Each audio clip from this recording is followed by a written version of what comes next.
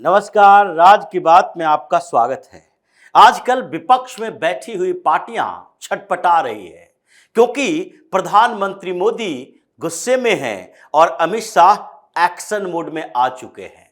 Internal security पे पैदा हुए खतरों के खिलाफ अब अमित शाह ने जो लगातार मीटिंग ली है उसका परिणाम सामने दिखाई पड़ रहा है।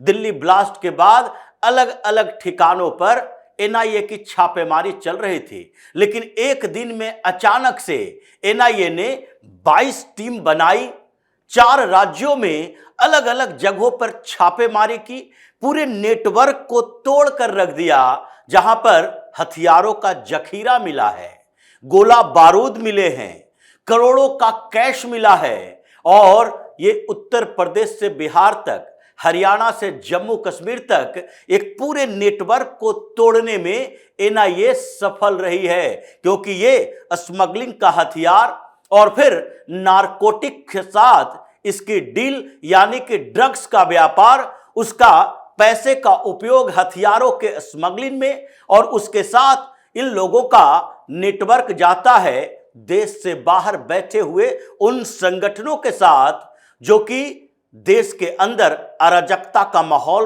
पैदा करना चाहता है। एन केन प्रकारेण केवल आतंकी हमलों से नहीं बल्कि अलग अलग जगहों पर ग्रुप क्रिएट करके उन्हें खतरनाक हथियार देकर, उन्हें बम देकर और माफियाओं को भी एक्टिवेट करके देश के अंदर अराजकता की स्थिति पैदा करना चाहता है। उस पूरे नेटवर्क को तोड़ा जा रहा है। जिस तरह जैसे आतंकवादियों के साथ ही नक्सलवादियों का लगभग अंत कर दिया है, उसी तरह इस नेटवर्क को भी तोड़ने में एनआईए लगी हुई है।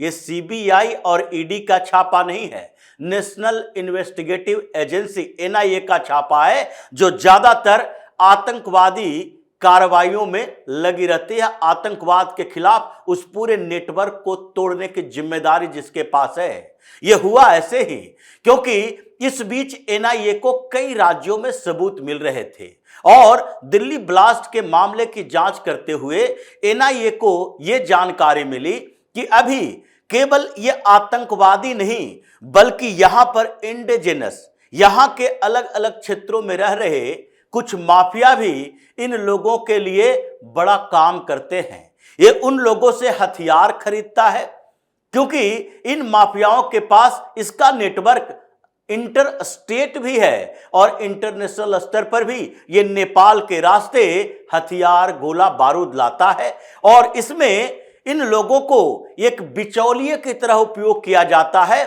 और जैसे दिल्ली ब्लास्ट में अमोनियम नाइट्रेट का उपयोग किया गया था, ऐसे बम बनाने के लिए, खतरनाक बम बनाने के लिए, डेटोनेटर का उपयोग करने के लिए इन लोगों का इस्तेमाल किया जाता है ताकि ये आतंकवादी न लगे, जबकि ये लगे कि नहीं नहीं, ये जो माफियाओं का नेटवर्क है उसी में से किसी और ने इन लोगों से डिमांड की है और उसके रास्ते आतंकवादी संगठनों को वो हथियार मिला है जो नेपाल के रास्ते भारत में आया था। इसलिए बिहार के कई ठिकानों पर छापेमारी हुई। ये बिहार और उत्तर प्रदेश, ये दोनों जगह पर नेपाल का बॉर्डर इलाका है और नेपाल से जो आईएसआई की गतिविधियां होती है, जो वहां एक्टिव मोड में रहता है, उसका मकसद ही यही है कि नेपाल के रास्ते पाकिस्तान का हथियार भी पहुंचाया जाए और वो इनडायरेक्ट रूट अपनाया जाए ताकि ये लगे कि जो बिहार में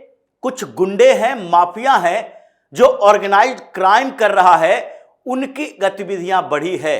ये आतंकवाद से इसका कोई लेना देना नहीं है। फिर उसी तरीके से वो उत्तर प्रदेश के नेपाल बॉर्डर का इस्तेमाल करता है और नेपाल बॉर्डर से उत्तर प्रदेश में वो हथियार, गोला बारूद आता है और उत्तर प्रदेश से ही ये दिल्ली एनसीआर और उसके साथ हरियाणा में भी आता है। हरियाणा में फरीदाबाद के अंदर जो इन लोगों ने हाइड आउट बना रखे थे कि अलग अलग जगहों पर ये डॉक्टरों का मॉड्यूल एक्टिव होगा, अलग अलग ठिकाने बनाए जाएंगे और छोटे छोटे मकान जो दूर दराज के क्षेत्रों में है उसमें छिपने की जगह बनाई जाएगी, वहीं बम बनाया जाएगा और फिर उसका इस्तेमाल विस्फोट के लिए किया जाएगा। इस पूरे नेटवर्क पर एक बार हमला किया है और इसका सीधा कनेक्शन कश्मीर से जुड़ा है, क्योंकि हिमाचल, हरियाणा, उसके बाद उत्तर प्रदेश, बिहार, उत्तर प्रदेश में जो 13 जगहों पर छापेमारी हुई, ये अलग अलग टीम काम कर रही थी।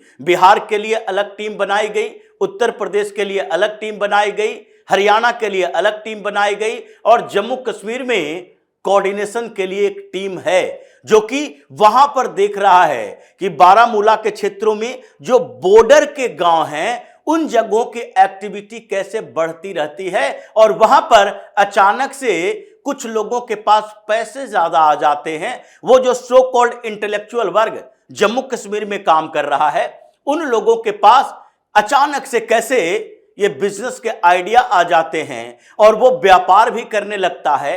अखबारों के दफ्तरों में हथियार रखा जाता है और उसे डेमोक्रेसी के नाम पर कि मीडिया के ऊपर दबाव न बनाया जाए, उसके ऊपर छापेमारी करने के पहले पुख्ता सबूत लाया जाए, ऐसी धारणाएं बनाकर उसको छिपाने की कोशिश की जाती है। ये पूरी कॉन्स्पिरेसी चल रही थी और इसीलिए ये जो 22 ठिकानों पर छापेमारी हुए हैं, जिसमें से 30 से 32 करोड़ रुपए नगदी पाए गए हैं, जो हरियाणा में भी है, बिहार में भी है और जम्मू कश्मीर में भी है। इन जगहों पर 30 से 32 करोड़ रुपए कैश में बोरियों में भर भर कर रखे थे। एनआईए ने उसे बरामद किया, हथियार बरामद किया और कुछ गोला बारूद, डेटोनेटर भी बरामद किया है। लेकिन इसके कारण यह विपक्ष ने हंगामा करना शुरू कर दिया। संसद के अंदर तो यह हंगामा कर ही रहा था, लेकिन इस बीच फिर से एक बार राहुल गांधी की पूरी टीम एक्टिव हो गई, छटपटाने लगी। क्यों? क्योंकि इनका मानना है कि इंटरनल सिक्योरिटी के आधार पर अभी लोगों को परेशान किया जा रहा है। और ये लोग कौन हैं? ये लोग ज्यादातर अल्पसंख्यक समुदाय के हैं और उसमें भी अल्पसंख्यक समुदाय में पारसी नहीं है, सिख नहीं है, क्रिश्चियन नहीं है, न ही जैन और बौद्ध हैं, बल्कि एक विशेष कम्युनिटी के लोग हैं जिसे अल्पसंख्यक कहा जाता है, जो अल्पसंख्यकों में सबसे बड़ा यानी बहुसंख्यक है। मुसलमानों के खिलाफ यह अत्याचार किया जा रहा है, ऐसी बातें राहुल गांधी और उनकी टीम कर रही है। कि देखिए, उत्तर प्रदेश में जितनी छापेमारी हो रही है, बिहार में अब बुलडोजर चल रहा है, एनआईए एक्टिव है और जो केंद्रीय एजेंसी, सुरक्षा एजेंसियों का इस्तेमाल किया जा रहा है, स्टेट पुलिस के साथ कोऑर्डिनेट करके ये एक वर्ग विशेष को टारगेट किया जा रहा है, अल्पसंख्यक समुदाय के उस वर्ग विशेष को टारगेट किया जा रहा है। जितनी गिरफ्तारियां हो रही है उसमें से 80% मुसलमान ही क्यों हैं? जब 80% गुनाह करने वाले, अपराध करने वाले ये मुसलमान ही होगा तो पकड़ा भी वही जाएगा।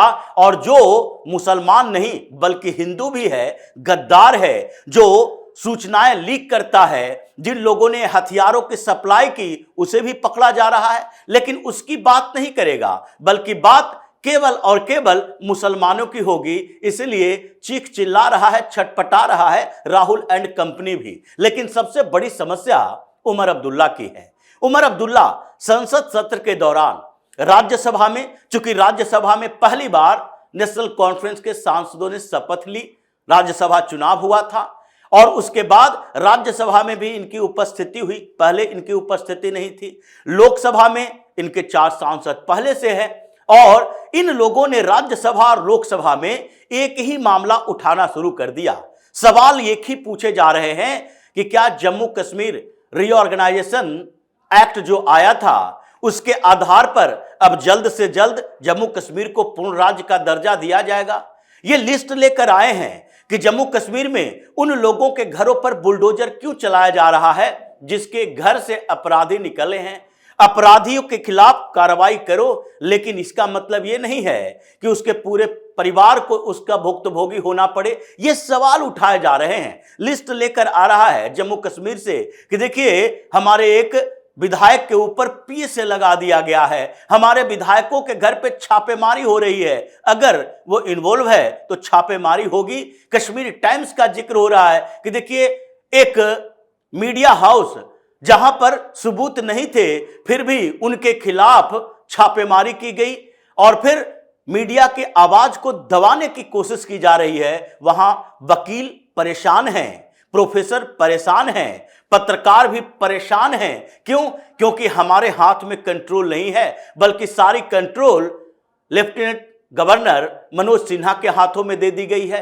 केंद्र वहां पर हस्तक्षेप ज्यादा करती है और अब तो इस बीच जो होम मिनिस्ट्री से आदेश आए थे जिसके कारण लद्दाख में अर्थव्यवस्था आर्थिक स्थितियों को लेकर होम मिनिस्ट्री ने सीधे कह दिया अब केंद्र सरकार इसकी गतिविधियों को देखेगी। जम्मू कश्मीर में भी होम मिनिस्ट्री ही सारा ऑब्जर्वेशन कर रही है, केंद्रीय टीम वहां पहुंची हुई है। तो ये चीख चिल्ला रहे हैं इस बात को लेकर कि जम्मू कश्मीर में ये अब्दुल्ला के आसपास के लोग, जिसमें से उनके कुछ विधायक भी हैं, जिनके सांसद भी हैं, उन लोगों को भी सर्विलांस में रखा गया है, रडार पर वो भी हैं। और अभी पीएसए लगना शुरू हुआ है। मेहराज मलिक पर जो पीएसए लगा उसमें तो अब्दुल्ला भी उसके घर पर चले गए थे, जबकि वो आम आदमी पार्टी का विधायक रहा है। लेकिन फिर भी अभी जो स्थिति चल रही है उसमें उमर अब्दुल्ला की परेशानी फिर से बढ़ गई है। वो अपने कमरे में बंद हैं, लेकिन अपने सांसदों को दिल्ली भेजकर हंगामा क्रिएट कर रहा है।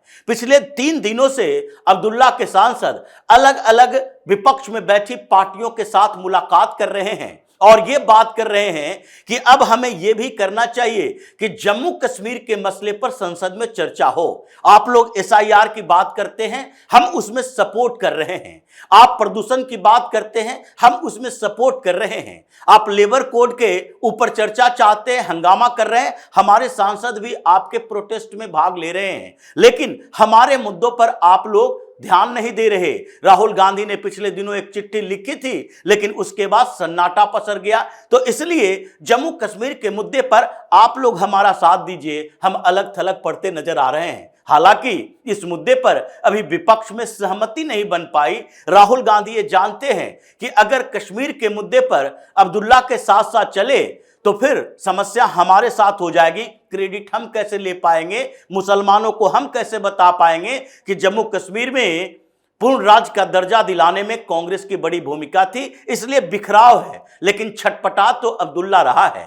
वो ऐसे निपटता जा रहा है कि लगता है कुछ दिन के अंदर उसे इस्तीफा देना पड़ जाएगा, क्योंकि श्रीनगर का उसी का सांसद उसी की पार्टी के खिलाफ अपने बगावती सुर अपना लिया है, धरने पर बैठा है और कह रहा है कि उमर अब्दुल्ला अगर इस समस्या को निपटा नहीं पाते तो फिर उन्हें बताना चाहिए कि फिर वो मुख्यमंत्री क्यों हैं, नहीं तो हम ऐसे ही धरना प्रदर्शन और विद्रोह करते रहेंगे। उनको टाइम दे दिया गया है 3 महीने का। तो ऐसी स्थितियां पैदा हो गई है कि एनआईए तो एक्टिव मोड में है ही, लेकिन दूसरी तरफ कश्मीर में अब्दुल्ला शासन समाप्त होने के कगार पर है और राहुल गांधी उतना ही बेचैन नजर आ रहा है। तो इसी तरह की खबरों के साथ फिर से हाजिर होंगे, तब तक के लिए बन रहिए हमारे साथ और देते रहिए हमें सहयोग, ताकि इसी तरह की खबर हम आपके लाते रहें। धन्यवाद।